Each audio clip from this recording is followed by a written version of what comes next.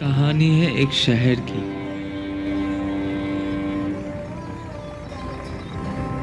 उसके सुबह से लेकर ढलते हुए शाम की।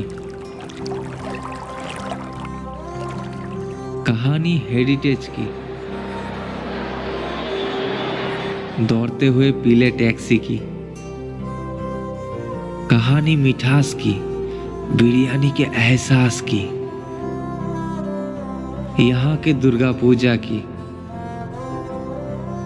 माँ काली के विश्वास की। शहर गली क्रिकेट की।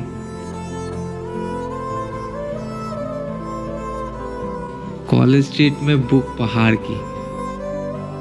नेताजी के गर्व की। रविंद्रनाथ टैगोर के गानों की। शहर प्रेम करने वालों की। गंगा किनारे शीतल हवा की। इन सब से बनता है अमर शहर Kolkata, the city of Joy, the city of heritage. और आज आप अपने भाई के साथ वर्चुअली ऑथेंटिक कोलकाता का सफर करने वाले हो, लेकिन आपका भाई है कहाँ? गुड मॉर्निंग गाइज, मैं हूँ Sagar and you are watching the dream diet. मैं अभी बैठा हूँ मल्लिक घाट में और यहाँ से हावड़ा बीच का व्यू भी बहुत सही है। और आपको पता है एशिया का सबसे बड़ा फ्लावर मार्केट हमारे कोलकाता में है, और वो है ठीक मल्लिक घाट के बगल में ही। Let's check it out.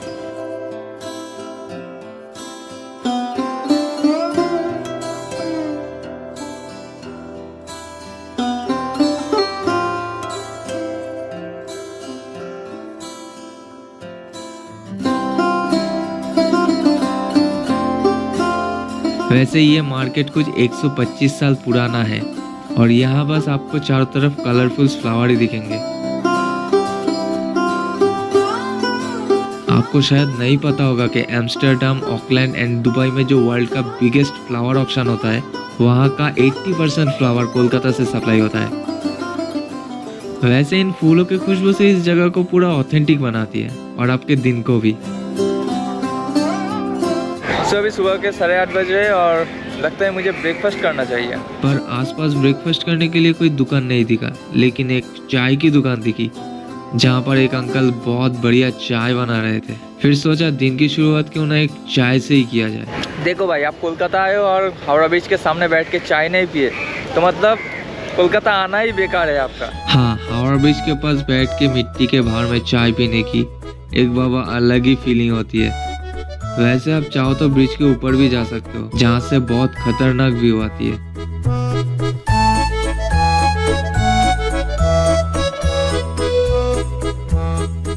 अब थोड़ा इस ब्रिज के बारे में जानते हैं। और ये ब्रिज बनाने में 1936 से लेकर 1942 तक समय लगा था, जो कि 705 मीटर लंबा और 82 मीटर ऊंचा है। और 1943 में इसे स्टैब्लिश किया गया।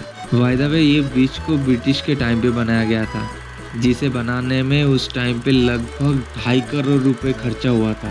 तो गाइस, मैं अभी हूँ हावड़ा ब्रिज के ठीक ऊपर और आप ब्रिज के मिडिल में जब आएंगे ना तो ऐसा फील होगा कि मतलब लिटरली ब्रिज हिल रही है। और हिलेगी क्यों नहीं, ये एक ऐसी ब्रिज है जो कि किसी भी सपोर्ट के बिना 80 साल तक ऐसे ही खड़ा है।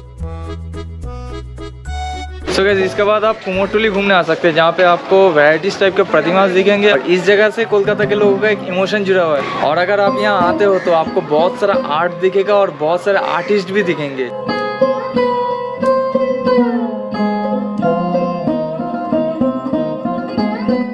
और शायद बहुत लोग नहीं जानते होंगे कि दुर्गा प्रतिमा बनाने में जो मिट्टी यूज होती है, उसमें थोड़ा सा मिट्टी सेक्स वर्कर्स के घर से लाया जाता है, क्योंकि ऐसा कहा जाता है माँ दुर्गा के लिए सभी एक समान है।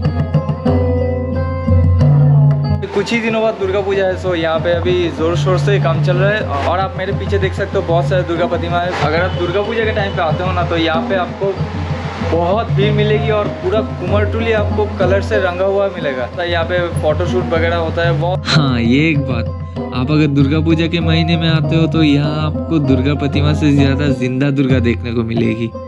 और दुर्गा पूजा के समय सिर्फ ऑल ओवर कोलकाता ही नहीं, बाहर के कंट्रीज में भी प्रतिमा ले जाया जाता है। देखो भाई, जैसे कोलकाता एक बहुत ही खूबसूरत और हेरिटेज शहर है, वैसे ही बिरयानी उसका प्यार है। और एक आदमी इतने देर से बस घूमे ही जाए, कुछ खाए ना। भाई भूख भी तो लगती है यार। तो भाई मैं सुबह से घूमे ही जा रहा हूँ और भूख भी बहुत लगी है। और भाई कोलकाता में एक ही चीज़ मेरी भूख मिटा सकती है, कि वो है मेरे पीछे रॉयल का बिरयानी। सो अभी हम ऊपर जाएंगे।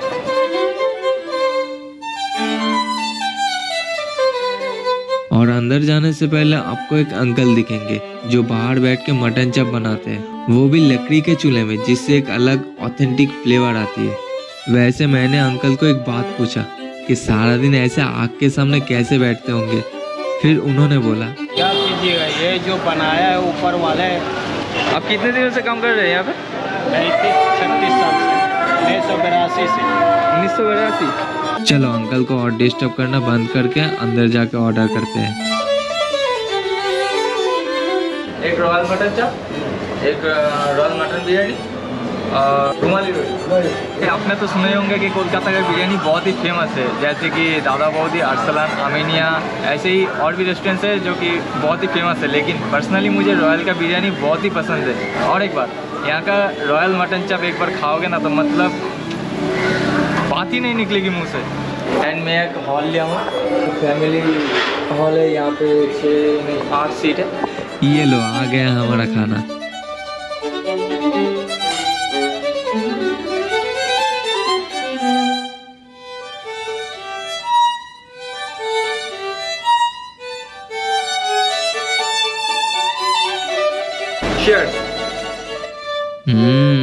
बहुत बढ़िया है भाई। मटन चप का टेस्ट जो है ना बहुत सही है। मतलब आप अगर नहीं खाओगे ना तो पता नहीं चलेगा। इसके बाद हम आते हैं बिरयानी पे, जिसको खाने का एक अलग तरीका होता है। पहले मटन का पीस कहाँ है ये आपको फिगर आउट करना है, फिर चम्मच को साइड करके हाथ से खाना होता है।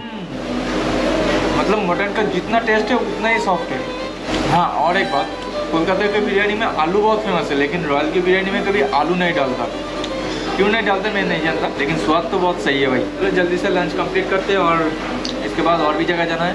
लेकिन भाई भसड़ मची हुई है मेरी ज़िंदगी में, बाहर बारिश हो रही है। सो ये अंकल ने मुझे एक चीज़ ला के दिया। ये बोल रहे ये फिरनी है।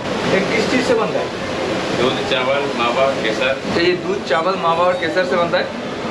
दिखने में तो दही जैसा लगता है, लेकिन खाने में कुछ अलग है। ये सब्सक्राइब करना पड़ेगा। सब्सक्राइब कर दिया। नया वीडियो जब आएगा आपको बस नोटिफिकेशन पहुँच जाएगा। এইভাবে গ্রো করাতে হবে, কিছু করার নেই। তোমরা তো সাবস্ক্রাইব করো। एक मिनट, ओह शिट, मैं तो हिंदी में वीडियो बनाता हूँ। ओके चलो टेक 2। आप लोग तो सब्सक्राइब नहीं करते, तो मुझे ऐसे ही ग्रो कराना पड़ेगा चैनल को। तो टिल देन। तो भाई अभी तक मैं अंदर बैठ के लंच कर रहा था, और लंच करके जब बाहर आया तो भाई बारिश ने कुछ ऐसी तबाही मचा रखी थी। देखिए भैया, हम आपको ऑथेंटिक कोलकाता दिखाने आए थे। ये भी हमारा एक तरीके का ऑथेंटिक कोलकाता है, जहाँ पे बारिश होती है तो पानी तो मैंडेटरी है जमना। भाई हमारा हाल कुछ ऐसा है। बारिश की वजह से वीडियो को आज पोस्टपोन करना पड़ा। सो कल फिर आपसे मिलते हैं। Good morning guys. तो कल पानी जमने की वजह से वीडियो को तो बंद करना पड़ा, और आज बाहर का मौसम भी सही है और अपना प्लान भी। वैसे आप साइंस के स्टूडेंट हो या कॉमर्स के, आपकी हर प्रॉब्लम की सॉल्यूशन एक ही जगह मिलेगी। सो गाइस, मैं अभी हूँ कॉलेज स्ट्रीट में, जो कि दुनिया का सबसे बड़ा सेकेंड हैंड बुक मार्केट है, और जहाँ पे आपको हर सब्जेक्ट में, हर टॉपिक में बुक मिल जाएगी। और एक बात सुन के आप हैरान होंगे कि यहाँ पे आपको 30 रुपये से लेकर 3 लाख तक की बुक मिल जाती है। तो चलो थोड़ा कॉलेज स्ट्रीट को आपको घुमा के दिखाते हैं। Let's go.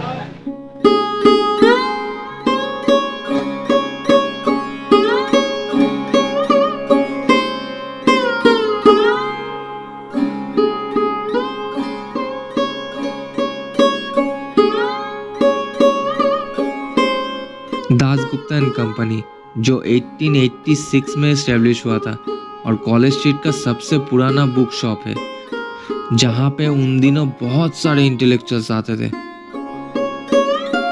पहले इस जगह को द ग्रेट आर्टेरियल रोड के नाम से जाना जाता था।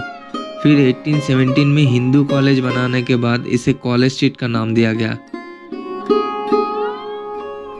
और आपको क्या पता है, हम लोग इस जगह को एक और नाम से बुलाते हैं, जो कि है बोईपाड़ा। और बोईपाड़ा के ठीक अंदर ही एक कॉफ़ी हाउस है, जो कि बहुत पुराना है। इंडियन कॉफ़ी हाउस, जो कि कोलकाता का सबसे आइकॉनिक हेरिटेज बिल्डिंगों में से एक है। ये कॉफ़ी हाउस पुराने ज़माने में अल्बर्ट हॉल हुआ करता था, जो कि 1876 में बना था।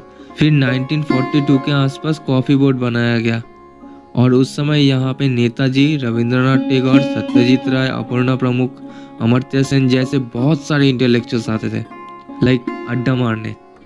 फिर आज़ादी के बाद इसे कॉफ़ी हाउस नाम दिया गया और आज भी अगर आप यहाँ आते हो तो आज़ादी के टाइम को फील कर सकते हो। और मैंने एक ब्लैक कॉफ़ी ऑर्डर दे के वहाँ बैठ के थोड़ी देर चिल किया। और बाय द वे, यहाँ आते ही एक गाना याद आ जाती है जिसे मन्ना डे ने यहाँ बैठ के लिखा था। কফি হাউসের সেই আড্ডাটা আর নেই কোথায় হারিয়ে গেল সোনালি বিকেলগুলো সেই আজ আর নেই লা লা লা লা লা লা।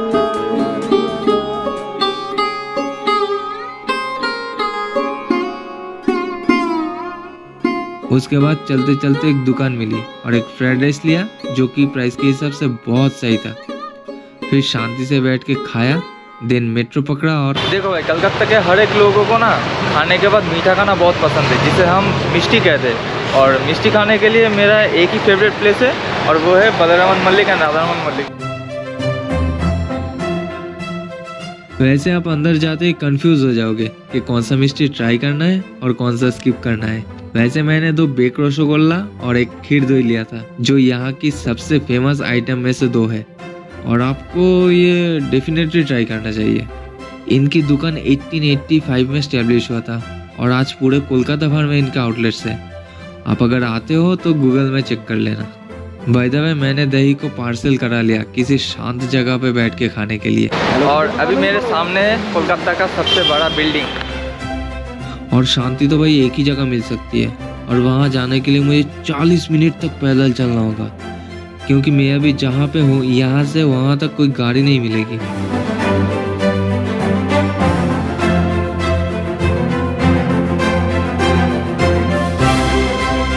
और इस जगह को प्रिंसेप घाट कहते हैं, जो जेम्स प्रिंसेप के याद में बनाया गया था। अभी आप पूछोगे कि ये जेम्स प्रिंसेप कौन है? इसके पीछे भी एक कहानी है। वो ब्रिटिश इंडिया के टाइम में एक बहुत मशहूर आर्कियोलॉजिस्ट थे, जिनको ये पैलाडियन पोर्च डेडिकेटेड है, जिसे 1843 में बनाया गया था। लेकिन इन दिनों यहाँ पे ज्यादातर सब कॉलेज बंक करके या गर्लफ्रेंड बॉयफ्रेंड लेकर घूमने आते हैं और आपका भाई सिर्फ चिल मारने आता है, वो भी सिंगल। ये एक मेरा सीक्रेट जगह है, जब भी आता हूँ मैं यहीं आके बैठ, और यहाँ से सनसेट भी बहुत अच्छा दिखता है और ये ब्रिज भी बहुत अच्छा दिखता है यहाँ से। मतलब यहाँ का व्यू कुछ अलग ही है, इसलिए मैं यहीं आके बैठता हूँ। और मैं एक नाव में बैठा हूँ, आप देख सकते हैं मेरे पीछे। एक्चुअली क्या ना भाई, यहाँ पे बैठने का अलग ही एक सुकून है, अलग ही शांति है। प्रिंसेप घाट आकर आप नाव का सफ़र भी कर सकते हैं, वो देखिए वो लोग कर रहे हैं। और भाई उसके लिए 400 रुपये पर बोट देना पड़ता है, लेकिन मैं अकेला था इसलिए कौन चलेगा भाई। ऐसे ही गंगा किनारे बैठ के चिल मारते हैं, फिर सनसेट देखने के बाद सीधा घर। और यहाँ पे ख़त्म होता है हमारा कोलकाता का पहला सफ़र। आगे कोलकाता को लेकर और भी वीडियो आएगी, और ये वीडियो अगर आपको अच्छी लगी हो तो चैनल को ज़रूर सब्सक्राइब करके जाना। And bro, life is full enjoyment.